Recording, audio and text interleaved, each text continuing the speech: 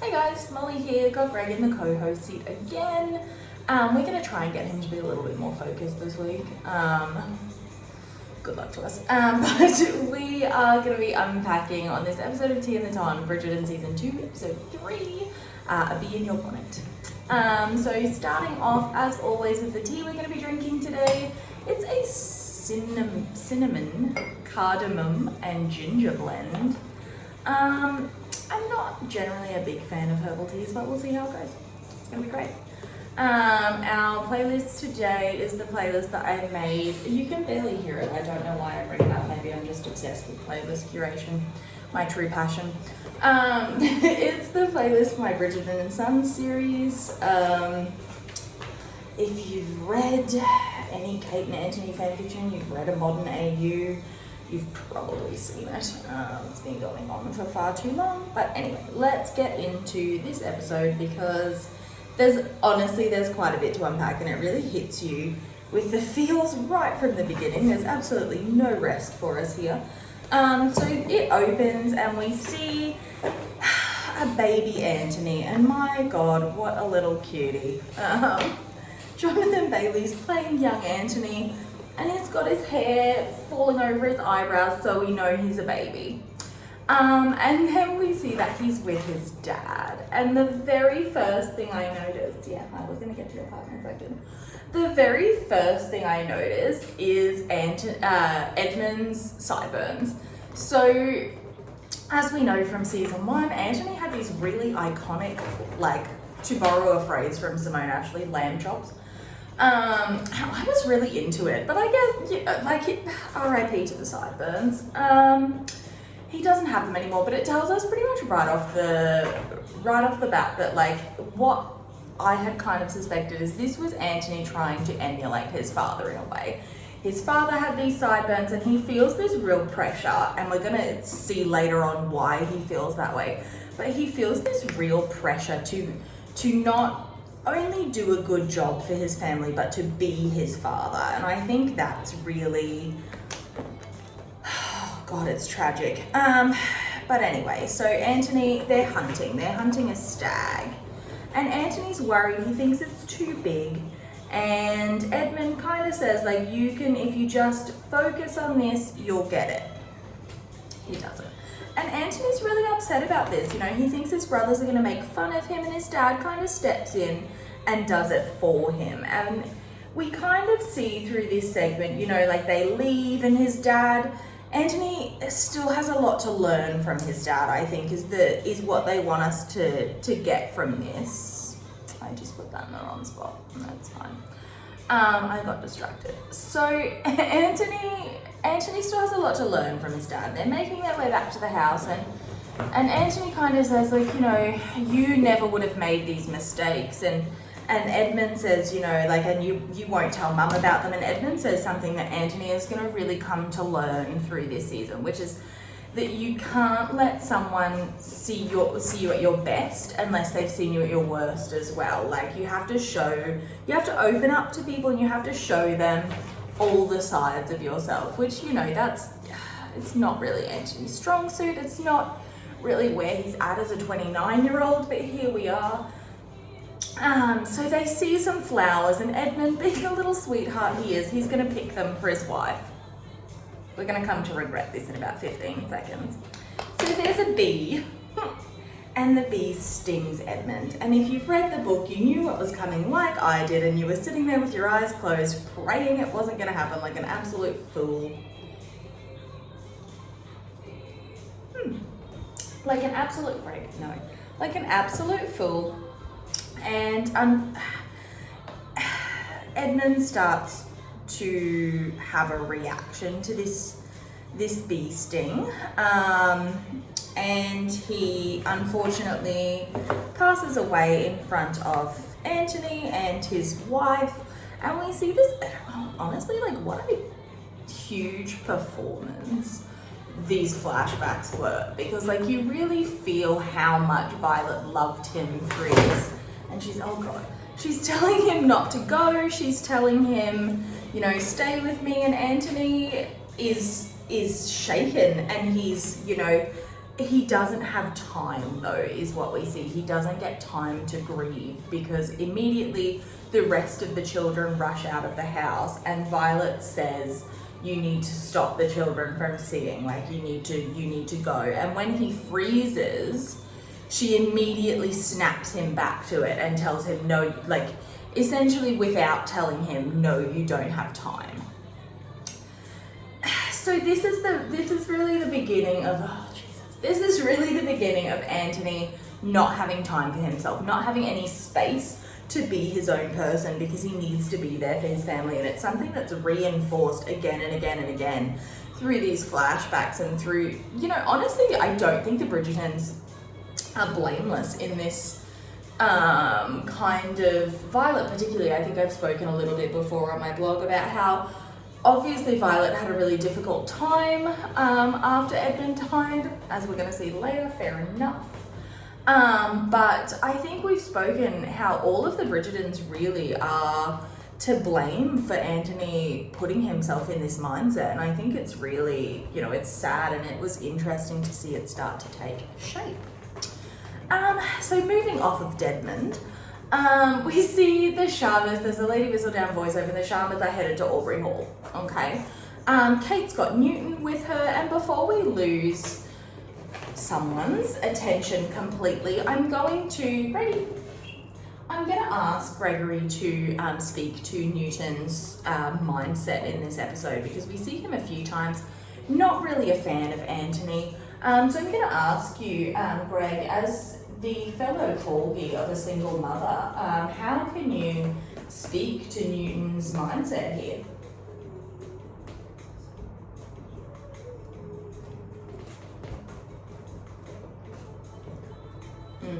Riveting stuff. You heard it here first, guys. So the Sharmas are headed to Aubrey Hall, and we see this scene.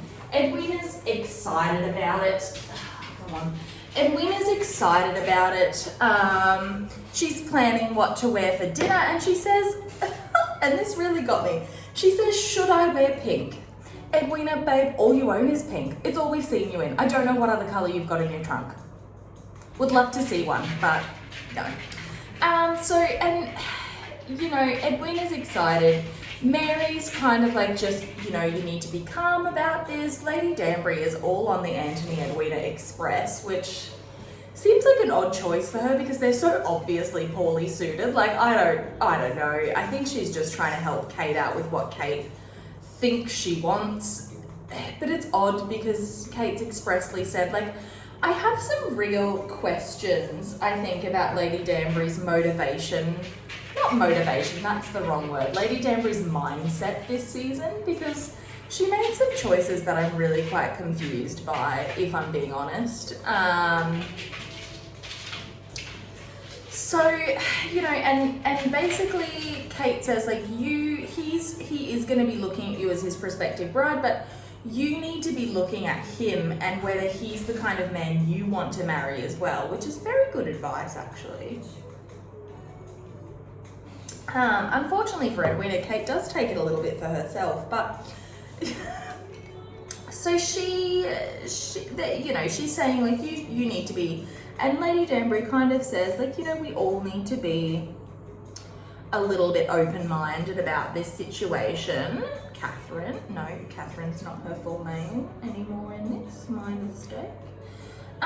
So, you know, they're excited. They're headed there before the rest of the Tom gets there. So there's an implication there that obviously he wants to spend time with her, and yeah, sure he does.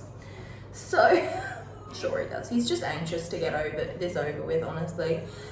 So we flash to Portia, and I don't know, I've said a couple times, I get that they're kind of just the comic relief, but I think there was room for more development outside of, like, for the Sharmas outside of the Featheringtons, you know, like, well, I mean, outside of the Featheringtons, they weren't involved in that plot, but you know what I mean? Like, instead of that, we should have been looking at the family dynamics of the Sharmas a little bit more, and then maybe we wouldn't have been in this situation, but that's a conversation for a later episode, I think. So Portia's decided, you know, Jack, Lord Featherington, he's looking for a wife. Jack wants a wife. I don't think that reference is going to fly outside of Australia. We have a TV show called Farmer Wants a Wife, and they take these city girls and they throw them at an eligible farmer and wait for one of them to get married. It's very, yeah. So they, Portia's decided that instead of Cressida Cowper, she is going to find a Lady Featherington who'll be malleable. You know, she's looking for someone a little bit stupid, and she settles on her own child, Prudence. And I just think we love a mum that's realistic about who their child is, you know, like, kudos to her. Yeah. She's realistic about who her child is, and we can't fault her for that. So she settles on Prudence, and it, you know, this is kind of going to become a thing throughout the episode, but basically Jack is not vibing it, and we see why in the next episode. But Jack is not really interested in Prudence at all, the poor little dear. But she's kind of being manipulated into this by her mother, and I've said before, like, Prudence and Philippa are the only Featheringtons I care about. Like, I'm not really sorry about that. I think they deserve a spin-off. They're hilarious. So we get back to Aubrey Hall. Daphne's here. She's got her little baby with her now. And Crime Against Humanity. His name is Augie. Sorry to any Augusts or Augustuses. Augustus, yeah, out there. But it's not a vibe for me. It is what it is. And we kind of, everyone's really excited to see the baby. And my favorite, I think, interaction that we have here is Eloise. Francesca kind of says, like, oh, come and see the baby. And Eloise says, why has it changed since I saw it last? And that is, anyone that knows me will tell you that is 100% how I am with babies. People ask me if I want to hold the baby, and I'm like, absolutely not. I don't even know what to do with it. Please take it away from me this instant. Like, I'm not a baby person, and I just really felt the vibe there. But it is this really cute little moment. We see Anthony in the background. He's excited to see the baby, and I really want to see him happy and thriving as like a dad to me, you know? Like, oh, bless him. So anyway, Daphne's kind of like, aha, you must be so glad there's not going to be any matchmaking mothers here. And he informs her that no, Edwina's coming. She's the perfect bride. You know, she's everything that's charming and polite and beautiful. And he calls her pleasant, which again, be still my beating heart. Like, what a way for your future husband to describe you to his family. Pleasant. So, and they're kind of, Anthony's kind of like, we're gonna need your help here, okay? I'm gonna need to convince Edwina that, you know, she should marry me, and I'm gonna need to keep her sister out of the way. And so the Sharmas arrive. Immediately everyone kind of rushes to the baby and to Edwina, except for Anthony. He's sitting back and he's watching Kate get out of the carriage. Interesting choice for someone we don't have any feelings towards. So he's you know, he's made his choice, and he goes, she's smiling. She kind of, like, you can tell she thinks it's a really cute house, and I love that for her. A little bit of foreshadowing. It's very like Elizabeth Bennet, Mr. Darcy when she comes to Pemberley, you know, like he really wants to know what she thinks of the house for no reason, because he never imagines her living in it, guys. He doesn't even care. He's forgotten her name. What is it? Sarah? So he goes over to her, and they're having this flirty little exchange. Newton's involved, where she says, you know, Newton's a really good judge of character. And Anthony's like, oh, a doggy. And Newton just growls at him. And I think it's really funny that Kate essentially just showed up with her dog. It was clearly not expected, because Anthony seemed surprised to see a dog. So Kate just showed up with her dog and was kind of like, so I'm running this shit now, Anthony, get my bags. You can see Daphne kind of clocking this out of the corner of her eye, and she's like, I have chosen chaos this season. And honestly, like, who lent the Bridgerton brain cell to Daphne this season? She was like, marriage really has given her emotional maturity that I was not expecting, and I'm a little bit thrown off by it, if I'm being frank. But she goes over and she automatically mistakes Kate for Edwina, and you can see the panic on Anthony's face, and Daphne's kind of like, so why are we flirting then? Like, if this isn't her, what's the go? And yeah. Kate kind of brushes it off, but you can, yeah, it's weird. So anyway, they all go inside, and Eloise is already banging on about playing Pall Mall, and I'm excited. Apparently, this is an annual thing that they do, which in the book, I believe it wasn't an annual thing until after this house party, when like Kate and Anthony decided to make it so. But I don't mind the change. I think that's a cute little storyline for them, even if Gregory and Hyacinth have been kicked out of their family tradition for the Sharmas to play, I guess. Like, it's cute. So we see that Anthony he's asked Violet for her wedding ring, and they have this scene where she's kind of like, I don't want you to rush into this decision. It should be something that and this is a theme, Violet does this a couple times throughout, and I feel like I don't know what I expected from her, and it's maybe not fair for me to hold her to these standards, because technically in the time period he was in charge. Like, what's she supposed to do, what's she supposed to do? It's just, yeah, but she kind of says there's no reason to rush, and you can feel that she feels that this is too early for this conversation,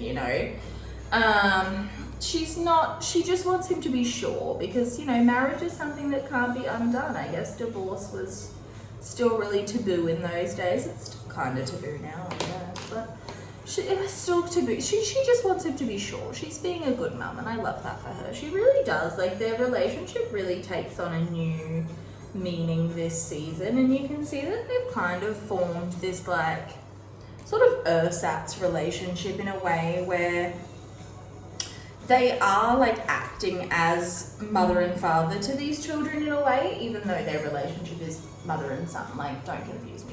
Don't let me confuse you. This isn't like a Bates Motel situation. But, she tries. That's all I'm gonna say. She tries, because, what else can you do when Anthony's being like this? So she tries. I've lost where I'm up to in my notes, and you'd think I'd know by now, but yeah. Okay, so then after this scene, it's kind of intercut. There's a flashback that happens directly after Violet leaves the room, which I think is a really good scene, and I wrote it in one of my a similar scene in one of my fan fictions, actually, A Crumpled Up Piece of Paper. If you've never read it, you don't care about it. It was like a we got married in Fiji situation. I had an accident baby and then I left. Wild. But so everyone immediately is wanting things from Anthony, and we can see, like, he's wearing the same clothes. This is almost the immediate after, and he's still, like, struggling to even understand what's happened. But people are asking, they're reminding him that his father is dead, essentially, and that he has to take on this responsibility. Violet's a mess, understandably. She's heavily pregnant, and she's, people are concerned about the baby, they're concerned about her. He has a lot of decisions to make, and he doesn't really know what to do. We're seeing that again and again. He just gets stuck. Like, he doesn't know what he's doing, really, and he's scared. And I think that's, like, he would have been about 18 at the time. And so I think he's just scared. Like, he doesn't know. Sorry about that. He doesn't know what to do. He doesn't know how to feel. And I think he gets stuck. And we see, and it sort of just fades out to black. He doesn't really know what he's doing. And it's a really startling reminder again that there's no space for him to be Anthony. There's no space for him to be himself anymore. He's the Viscount now, and he needs to start coming to terms with that, which I think is really sad. Yeah. He needs to start coming to terms with that. So he basically we then see Daphne's explaining the rules of Pall Mall, and we can already see Edwina's kind of confused about what this game is. Kate's ready. She's woken up this morning and she's like, let's get violent, ladies. Like, she's ready to go. She's raring. And I love that for her. She's ready to go. She's, you know, she's learning about everyone's playing style. She's learning about the rules. And we can kind of see, and the whole point of this Pall Mall scene, and it was the same in the book as well, is one, it's just complete Bridgerton chaos, which it's always a vibe, you know?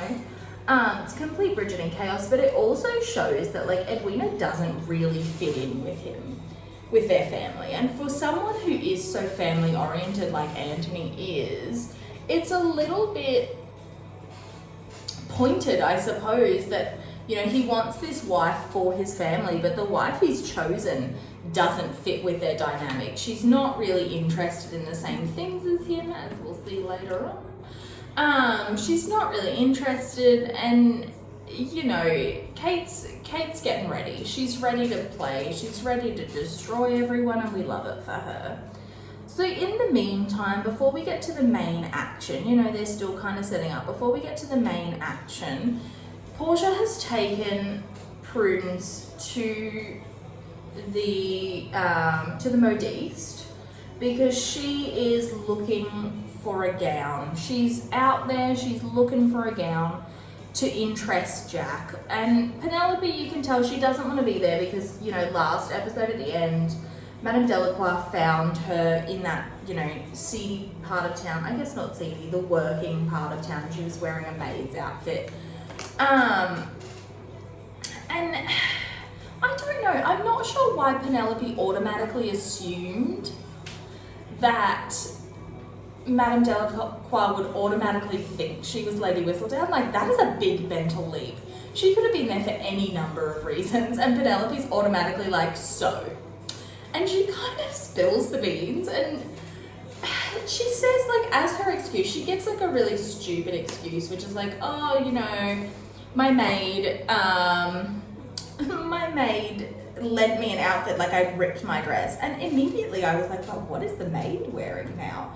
Like, if you're wearing the maid's dress, what is the maid wearing? Like, I have a lot of questions about it. And again, I know it's not the point, but like, Penelope, what did you think was happening? I don't know, you know, it's a lot. So, and Madame Delacroix kind of says, like, look, it's none of my business. Yeah, we're using a stencil today. I look really stupid. I'm going for like a lace effect. It's probably not going to work out, but here we go. So she kind of is like, you know, it's none of my business. Just get out of my shop, which is again huge vibe. So they go, and we can see Penelope is obviously still worried about this situation. She's obviously. She's obviously still concerned about it, and I think she has reason to be, obviously, you know. She has reason to be concerned, for sure, like, but still, I think it's a big leap to make, and I don't know, we're going to talk a little bit about Penelope in later episodes. I don't know, I'm not a fan, but... So anyway, back at Aubrey Hall, we're starting to choose mallets, and immediately the bickering has started. Anthony is, you know, adamant, as all older siblings are, that he's the oldest, he should pick first. Thank you. And we all know it's just because he wants to get the mallet of death. Like, none of us are under any illusions so far. And Edwina's already like, what is this situation? Like, this is supposed to be a bit of fun, it's supposed to be a game, and yet, like, we're out to kill one another. So Daphne intervenes again. She's using that Bridgerton brain cell that she's wrestled from Francesca, who has disappeared once more. I think she's probably running an opium ring. I'm not really, you know, we don't have a lot of information on it. So she says that the guest should pick first, which is very, you know, she's been listening to Violet's hosting lessons, you can tell, bless her. The only one of them paying attention to how to act in company. So she says, you know, our guest should pick first. So Edwina picks, and then she picks blue, and then Kate automatically goes in and she chooses violence, and she picks the mallet of death, which is Anthony's lucky mallet. And we can see he's like, the Bridgertons are immediately like, oh my god, he's gonna blow up. And he just kind of tries to play it. He just kind of tries to play it off at first, like, oh no, it's fine, I don't even care. What's the mallet of death? Black? I can't even see colours. But you can see he's really irritated by it, and Kate kind of calls him to filth. She's like, oh, look at the poor little boy, he doesn't have his toy. So he, you know, there's a mad scuffle afterwards. He settles on Pink, and you can tell he's kind of infuriated by this. And this whole game, he's like irritated as heck. So it starts and it's chaos, and we can immediately see like Kate's having a really good time. She's really showing Anthony up, and you know, and they're all having fun except for Edwina, who kind of just looks like a lost little lamb through this whole episode. Like, oh, the poor thing. You know, Anthony at one point, he fucks up his shot basically, and then he tries to pretend that he did it for Edwina. Like, boy, we just saw how filthy you were, but I don't know, she buys it. I think the main theme of this, and we're gonna get to this maybe next episode, but like, Edwina is in love with being in love, I think. She just, like, she wants to believe that that's what this is, even though Anthony is acting like a complete loon. Like, oh god. So, we kind of see Violet has this conversation with Mary, and it's interesting that the camera settles on Kate as she's saying these things, not Edwina, but she says, like, your daughters are so lovely, etc. And they kind of have this sad widows bonding moment, which is sad. Again, you know, I said I feel like Mary's still not really coping with the death of her husband, and Violet obviously is better now than what we see in the flashbacks, but like, she misses him all the time, and I think, you know, that's something for them to really connect on. It's nice, you know, and we can kind of see they're starting to bond, and they kind of bring up their matchmaking efforts from last season. And I don't know, again, like, I'm not really sure why Lady Danbury and Violet are suddenly so set on Anthony and Edwina as a match. I think maybe Violet's just really excited that finally Anthony wants to marry anyone, and Lady Danbury, she, you know, Kate has told her what their situation is, and maybe she's just trying to be helpful, but I don't know, like, there's so obviously there's no chemistry there, for me at least. Like, I don't know, I don't know what they're seeing, but it's a wild time. So we then see, we get to the end of the game, and Kate's been kind of like annoying Anthony this whole time. You know, she's telling him he's a terrible shot, like, stop flirting, you know, like, you want to fuck him so bad, you look stupid. So she basically, there's a situation where she can throw Anthony completely off course, and he, you know, Edwina's kind of this whole time been like a little bit, I don't know if she's embarrassed by Kate. I don't know if she's embarrassed by Kate, or she's embarrassed that she doesn't really fit in and Kate seems to. Like, I'm not quite sure what that dynamic is, and I guess we'll never know. But she's kind of like, you know, please don't embarrass me in front of this guy that I like. And Kate and Anthony kind of is really sarcastic, like, oh, you know, like, compared to my siblings, she's playing with very much grace and poise indeed, and that really pisses her off, which, fair enough, it was very condescending and smug. And so she just rails his ball into the wilderness. Beautiful. No, that colour's not gonna work. She just rails his ball into the wilderness, which is, you know, a huge move once again. Edwina, like, fucks up her shot, and she decides not to carry on. And I think this was because they really want you to see in a second, when the same thing happens to Kate, like, the difference between them, I guess. I don't know. I'm not a huge fan of the way this storyline really, like, tried to get you to pit the sisters against one another, even in your, like, even in small little ways, even in your mind. It was like, we really want you to pick one or the other, and I don't think that's necessary. Like, you can love them both.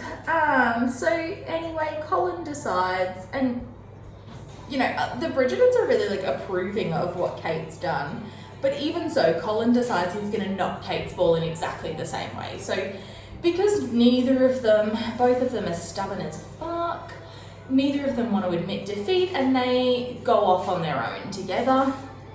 Sure. They go off on their own together, and they end up, they find their balls, and they're kind of bickering the whole way down. They're like, this is your fault, now I'm never gonna win. Why are you such a lunatic? And they're matching energy for energy, so I'm not really sure, would you like to be the pot or the kettle, Anthony? Like, doesn't really matter, they're both black. Like, so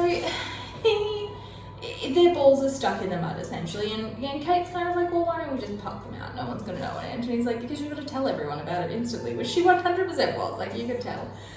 She was 100% gonna be like, oh my god, Anthony cheated, even though she did exactly the same thing. So she just decides, well, like, there's nothing for it. I'm gonna hike up my skirt, I'm gonna go in the mud. And Anthony is kind of like, you can tell he's really underestimated her as a person, and he says that, like, I really underestimated you. And he goes in after her, they hit their balls out, and Kate gets stuck in the mud. Oh boy. And Anthony immediately is irritated that he's gonna have to pluck her out. Like, this is another example of him just being completely wild, and like, he can't control his emotions at all, bless him. So they end up falling in together, and they have like this genuine moment of laughter, and it's really sweet. Like, you can start to see that they're opening up to each other, and what I really love is, like, the hair designer, director, I don't know, said that they had designed Kate's hairstyles so that, like, the more she opens herself up, the looser it becomes. And you see, like, almost immediately in this Pall Mall game that her hair is starting to fall down out of its updo, which is a really cute little nod to that. So Kate's kind of opening up, and after they get out of the mud, like, she eventually helps him out, and they have this genuine moment where he's like, why are you so set against me? And she's like, look, it's really not personal. Even though I do think she's still a little bit upset about the Dorset, 10 things I hate about you snafu. So she kind of says, like, it's not personal. I really just want my sister to be happy. And I think there's a moment of understanding and sameness there, where they recognize that they're just trying to, like, they want the same thing, essentially. They're just they're going about it, they're not even going about it in different ways. This is exactly how Anthony was last season with Daphne. And he, they have this moment of connection, and it's one of their first moments of connection. So I think, they're both starting to realize that maybe instead, of being too different to see eye to eye, they might be two the same, like two halves of a whole. And anyway, Kate kind of doesn't realize what she's doing, which, like, how could she? But she hits his ball, and it goes over to a bench, which we've never seen before. It's a mystery bench, and there's some very mysterious music telling us that this is a mystery bench. I just realized I already did that before. But there's a mystery bench, guys. And the sad music plays, and Anthony immediately is like, you can see he's been smiling, like he's been enjoying their interaction. And immediately, as soon as the ball goes over there, he just abandons the game. Like, up and leaves. He's gone. We're not doing this. So Kate kind of goes over there, because obviously she's not just going to abandon his ball. She's an economizer, and I love that for her. So she goes over there, and she sees that it's Edmund's grave. And you can kind of see in that moment, she realizes again that they're actually dealing with very similar things. Like, they're both kind of stuck in this grief spiral, and I think it actually scares her a little bit that she is starting to feel this kind of sameness with him. She's worried that, like, there might be something more here, and it's scary for her, and, like, I totally get that. That's, so, they go back inside, I guess, and so then we automatically go to, I think, honestly, one of the most brutal scenes of the entire series. But it's storming outside, and Violet's in labour with Hyacinth, and we see that bit that Eloise brought up last season about how Daphne was singing to her through the birth, and like it's not going well. We can tell, right? Like we're in the danger zone here. And Anthony, I notice, is wearing a coloured waistcoat, and this is the very last time we see him wear something that's not navy, black or white as a waistcoat. And we're gonna get in episode 8, but so he and the doctor is kind of calling on him to make this decision, like should they do a C-section, in which like in this day and age, like this is not Macbeth, in this day and age, like Violet will probably die if they do. And you can see he doesn't know what to do, and Violet basically has this breakdown, which is it's honestly stuck with me. And she basically says, like, he's a child, he's my child, he doesn't have any right to be making this decision. Like, his father should be here, that's who I wish was here. And it just reinforces to Anthony that, like, he is useless as himself. Like, he's useless as himself. He needs to be Edmund or no one, essentially. Like, he can't be himself, because that's not who his family needs. And in the end, he just leaves the room. Like, he can't make the decision. And I really hope, I think his birth probably was a little bit traumatic for every single one of the Bridgertons. I think it affected them all in different ways, but I really want to see that in future seasons. Like, we know Simone Ashley and Jonathan Bailey are coming back, and I don't know if they were planned to come back or they just started saying it in interviews, and the producers were like, well, great, right, like, you actually weren't invited, and they were just kind of like, we'll be there though. So they've said that they want to explore this relationship more, and I really hope we see Anthony's difficult relationship with this shine through a little bit. It's something that I think would be really good to like bring closure, because I don't know, we see in like later episodes they don't really discuss like the trauma of why they are the way they are. And while I think this next season is going to focus on whoever, there's a little bit of debate about that online right now, but I really want to see the difference, I suppose. I want to see them grow a little bit more as a couple. And yeah, anyway, so Anthony leaves, and this is, again, it's reinforced to him exactly why he is what he is, how he is, you know, like we can see it's almost like Violet almost resents that this is his role. And I think we see that a few times in season 1, even like she resents the fact that like now her son gets to make these decisions for their family, and she struggles with it a lot. And I don't know, it's just really fucking brutal. Like this, it's raining, and I don't know, it was dramatic as hell when I was into it. So I don't know, Anthony has decided he's taken it into his little noggin. I think, as I've said before, all the Bridgertons share one brain cell.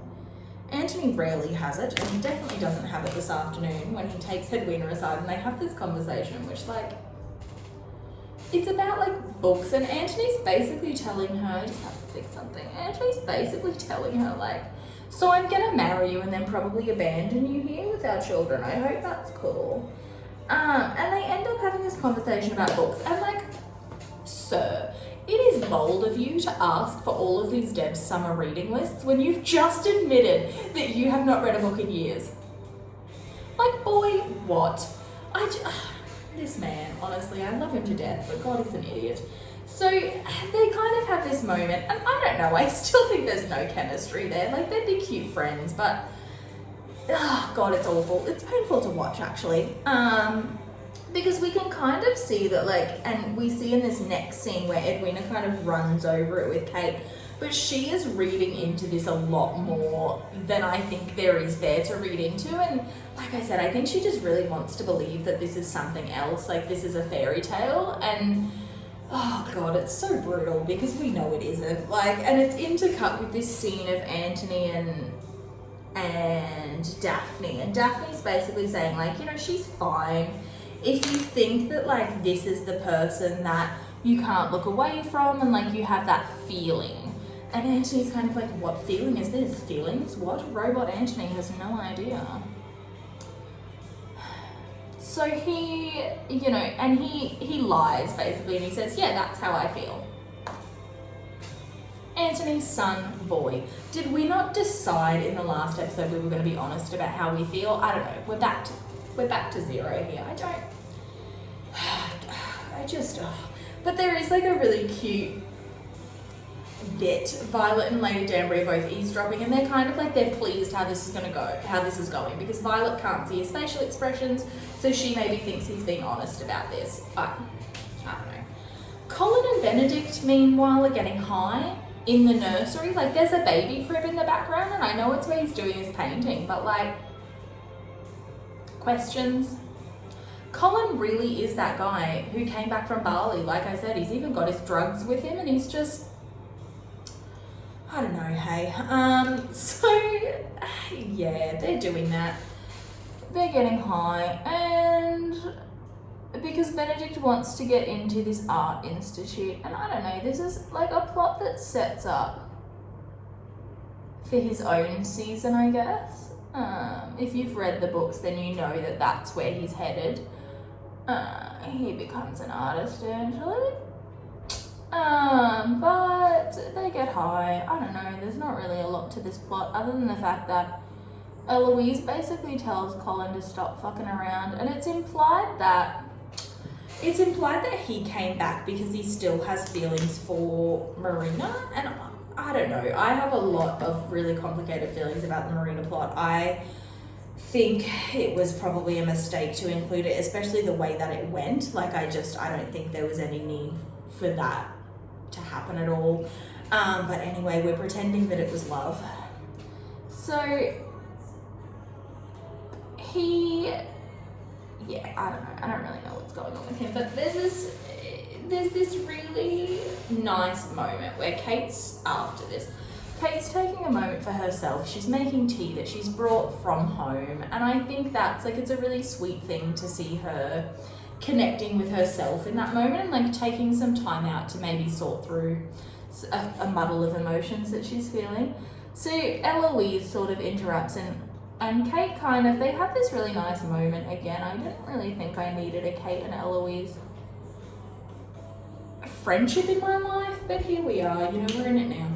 So Kate and Eloise, they have this nice moment where basically Eloise confirms that, like, you didn't upset Anthony, he never goes near our father's grave. And again, Kate kind of sees that they're the same. They're struggling with this, they're struggling with the same things, really, this burden that they feel needs to be fulfilled. And it's you can see that they're starting to open up, and it's really nice, I think. It's a really nice moment. But also we see Eloise asks Kate how she feels about being a spinster, which at 26, you know, yeah, sure, she's going to be alone forever. And we can kind of see that, like, and through what Kate says and just her facial expressions, we can kind of see that, like, she's resigned herself to the fact that this is her life, but it's not necessarily what she would choose for herself or what she really wants. And, you know, again, it's just reinforcing what we've already discussed, that Kate doesn't really want this. She's just going along with trying to make her family happy for now. And I think there's gonna be some really nice moments if we get to season 5, or if they do it beforehand. There's gonna be some really nice moments, I think, between Kate and Eloise. There's a lot of room for that, because we kind of see, if you're not familiar with the books, we kind of see through Eloise's story that she's struggling because she now has realized that maybe it would be a good idea to settle. Maybe she should have beforehand, and she's missed her chance. And I think there's room, given the way Kate's storyline has gone, there's room for some really nice moments between them. So I'm a little bit excited about that if we get that. So Anthony goes to visit, God, we still have a lot of the episode left. Anyway, I'll speed this up. So Anthony goes to visit Edmund's grave, and we can tell, I'm a little confused because he has a walking stick and a backpack as if he had a cut lunch. I'm not really sure, because they went down there pretty easily before when they were playing Pall Mall. Like, it's obviously not a hike. I don't really know what happened there. And we can kind of see he's struggling with this, and there's this flashback to Violet in the days after Edmund's death, and basically she says, and it's so brutal and it's so well acted, and Anthony, he's wearing black now, which we're going to see him in basically for the rest of the show. But he basically, he's like begging her to interact with their family, and you can tell he's really asking for help in those moments, and she just can't give it to him. Like, she's deep in depression, and that's completely understandable. I don't blame her at all for what she felt after he died. Like, what a traumatic incident. But you can see that she's basically like, I don't know how to be anymore. I wish I had died. I wish I was dead too. And I think that's, God, it's fucking brutal. But it basically, that has reinforced to Anthony. We see in this scene, like, he basically tells her that love has no place in his marriage, and it has no place because he is not going to leave his wife in that state. And I think that, you know, in the book, obviously, he was really worried he was going to die young, and I think this is just a different interpretation of that. Like I said, I think his fears about mortality will be really difficult to translate on screen without his, like, internal monologue. That's a really tricky, like, we all hate a voiceover, like, we don't want that. So I think this is a really good way to show that, and these flashbacks were really well utilized. I'm a little disappointed we didn't throughout the series get any Kate flashbacks. I'm not sure if they were worried about things being authentic, seeming offensive. Like, I'm not South Asian, and I can't speak to the POC experience. I'm not even going to try. I'm not sure if that's something they were worried about, if it was a COVID issue. Like, I'm not really sure why we didn't see those flashbacks. I wish we had, because we did for Simon in season 1, and that was really informative, and I think it just would have added like another layer to Kate's character. I'm not sure. I wasn't involved in the production, no matter how much I might like to pretend I was. So yeah, they have this moment, and it's a really like revealing moment for Anthony as to why he is the way he is and why he's making these choices, and he's basically locked into this now. Like, nothing is going to change it, nothing that Violet says or does. And she kind of says, like, you know, you used to be so ready to love, like you were so like such a happy boy, and that makes me so sad. But it really does bring up what we see like in the epilogue scene, and like in those last few final scenes between Anthony and Kate. Like, he's so lighthearted and he's joking, and I think like this is a way we're starting to see like the old Anthony is coming back, and I think that's really sweet. And it's good that we're probably going to get his mum's reaction to that, because I think one of the things that I really didn't like about season 1 and Anthony and Violet's relationship was that she didn't really seem to acknowledge the fact that he was struggling with this as well as she was. Like, and I think this season did a really good job of opening that up a little bit more, and I'm really glad. And as we get later through the episodes, we start to see that a little bit more, and it's really sweet. So finally, I mean, Anthony, they have this dinner, and it's very obvious. Lady Danbury basically forces him into proposing, which is a really odd take. But throughout the dinner, like, and Daphne is clocking it as well. Like, she has been clocking this whole time that there's something going on between Kate and Anthony. Like, and she doesn't really know why he's pretending nothing's happening, when it so obviously is. I think we're all wondering that, but he's basically staring at Kate the whole time, and he gets up and he's ready to make his proposal, and he looks at Kate and he doesn't. He can't go through with it, and Edwina's really upset about it, and we see this scene afterwards where she just like, and I really felt for her in this moment, because you can see the fucking pressure that is being put on her by everyone, like by society in general, unwittingly by Kate. Like, just see this fucking pressure. And she kind of has this moment where she breaks, and Kate, like, she doesn't really know what to do with it, but you can see that it's really hurting her to see Edwina this way. And she reassures Edwina. She says, you know, like, and it's a really interesting look in their relationship, and I have to wonder, as spiteful as it is, like, and Kate confirms it, Kate's glad that Anthony didn't propose. Why? I don't think she's ready to admit to herself, but she's glad he didn't propose. She tells him that in the next scene, you know, like, and she says to Edwina, like, you're you're a babe. He's nothing. You're going to get over this and we'll be great. We'll go back to London and it'll be great. Like, forget him, basically. But the next day we see Kate's riding dirty and Anthony's, I hate that I used a Chameleon Air reference, but here we are. Kate's riding dirty and she comes upon Anthony in the garden, and they kind of have this moment where Anthony's sort of like, I'm sorry that I didn't propose, and she says like, no, I like, thank you for not, like, I don't think this is a good idea. If only she could be as astute with herself. It's a huge mood actually, but you know, don't really like that mirror being held up. So and Anthony's like, well, no, I'm still gonna do it. And they kind of have this argument where she's like, well, you're not going to make her happy, like, you know, the only thing, and it's really harsh, but she says like, the only thing you're capable of engendering is discontent. Like, and I think Anthony at first is really upset because that's exactly how he feels about himself, and it's another incidence of them like being almost too astute with one another, even though they never look inwards. It's like they see right through one another, right to the very heart of the person without having to even try. And I think, again, it's kind of showing us that, like, they're the same person. They're two sides of the same coin. And then we have the bee sting. So Kate gets stung by a little bee on her collarbone, and if you've read the book, you know it goes quite differently, but I actually really liked the change in this scene. I've always thought that the bee scene, while it's iconic, was a little bit melodramatic, and I think it maybe wouldn't have played as well in this setting. I don't think it would have played as well, honestly, and I think it needed to be a change, and we're going to talk a little bit more in later episodes about the next episode, honestly, about why I think it was a mistake to let like the Anthony and Edwina situation go on for so long. But I don't actually hate the change in the bee sting scene. I think it's actually really good. We see Anthony starts to panic, and it's really brutal because he's repeating Violet's words to Edmund.